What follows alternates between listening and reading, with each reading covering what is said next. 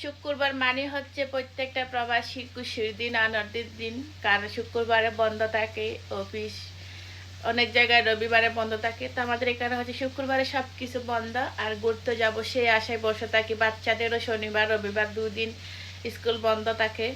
তো মনে করলাম না একটু ঘুরতে যাব, রেডি টেডি হইলাম। আর আপনাদের ভাইয়া এমন দুঃখা দিবে, এরকম দুঃখা কার কার জামাই দেয় বলেন তো? সে বলছে মানে রেডি হও, সারাদিন কাজকাম গুছাইলাম, সন্ধ্যার পর রেডি হয়ে 2 ঘন্টা অপেক্ষা করলাম। সে নাকি এখন বলে রাস্তায় যে আসতে পারবো না। তখন কেমনটা লাগে বলেন তো?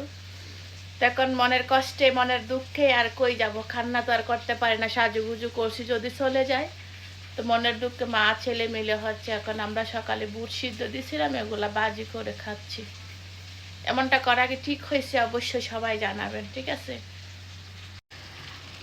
এগুলা রোজার বুট ছিল, নিচে পড়ে রয়েছিল, দেখিও নাই কোন চিপার মধ্যে পড়ে রয়েছিল।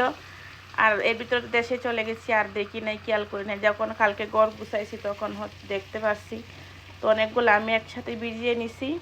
এখন যখন আর বাহিরে যাওয়া হয়নি, তো এগুলা বাজি করছি মা ছেলে মিলে। আর এদিকে আমার বান্ধবী গাজর আর মুরগি সিদ্ধ দিছে ওর কুকুরের জন্য।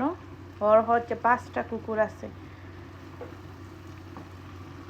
তা আমরা মা ছেলে মিলে এরকম করতেছি, এগুলা বাজি করে খাবো। আর আপনাদের ভাইয়া এমন একটা ধোঁকা দিছে, কন তো এই ধোঁকা কি মাইনা নেওয়া যায়? পরে বলতেছে কি শনিবার রবিবার 2 দিনে তো স্কুল বন্ধ আছে, তাহলে তো এই 2 দিনে যাইতে পারো।